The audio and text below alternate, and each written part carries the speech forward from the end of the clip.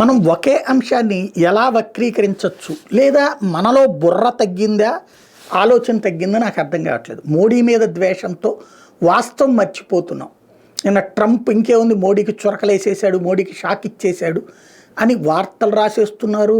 ఎవడిష్టం వచ్చినట్టు అటు రాసేస్తున్నాడు.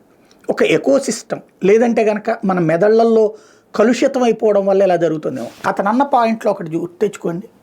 ఏమంటున్నాడు, భారతదేశం అమెరికా ఉత్పత్తుల మీద 100% పన్నులు వేస్తుంది, భారీ పన్నులు వేస్తుంది. ఇదే కదా అంటే మోడీ అమెరికాకి వెసులుబాటు కల్పించాడా, అమెరికాని నియంత్రణలో పెట్టాడా? ఆ కోపంతో భారతదేశం ఎగుమతుల మీద కూడా వేస్తానన్నాడు పన్ను. ఇది ఇవాళ కాదు, ట్రంప్ క్రిందటిసారి అధ్యక్షుడైనటువంటి సందర్భంలో కూడా అదే జరిగింది. అంటే అగ్రరాజ్యం ఒత్తిడిని కూడా పట్టించుకోకుండా భారతీయ ప్రయోజనాలను ఉద్దేశించి పనిచేస్తున్నాడు నరేంద్ర మోడీ. ఇది పక్కాగా కనబడుతున్నటువంటి సత్యం. అంతే కదా, ట్రంప్ ఏడుస్తున్నాడు అక్కడ.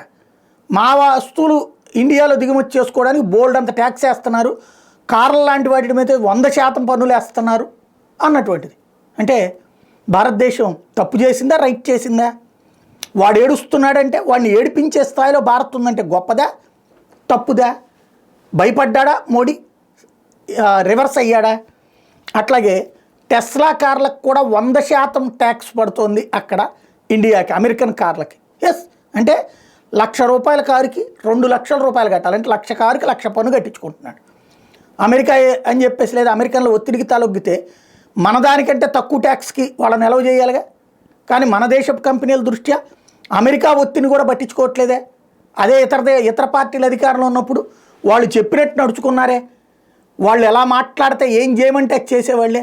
బట్ అతను చేయలేదే నరేంద్ర మోడీ అనేటటువంటి ఆయన. అదే సందర్భంలో భారతదేశానికి సంబంధించి నరేంద్ర మోడీ అంటే గౌరవం ఉంది. అట్ ద సేమ్ టైం ఏదైతే మోడీ అంటే గౌరవం ఉంది, భారతదేశం అంటేనూ గౌరవం ఉంది. ఇదే కదా మనకి కావాల్సినటువంటిది. ఇంకొక వైపున భారతదేశంలో బోల్డ్ అంత డబ్బు ఉంది. ఎస్, అంటే ఆ స్థాయికి వచ్చాం కదా. 14 లక్షల కోట్ల బడ్జెట్ నుంచి 50 లక్షల కోట్ల బడ్జెట్కి వచ్చాం. అదే వాడు ఏడుస్తున్నటువంటిది.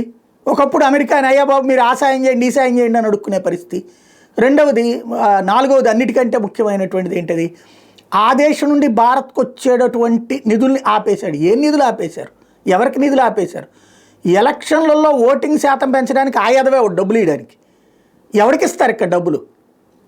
మేధావులు, కొన్ని పత్రికలు, టీవీ ఛానళ్ళకి వీళ్ళు అయ్యా మీరందరూ ఓటర్లు వచ్చి ఓటేయండి అని చెప్పి స్టోరీలు రాస్తానికి డబ్బులు ఇస్తున్నారట.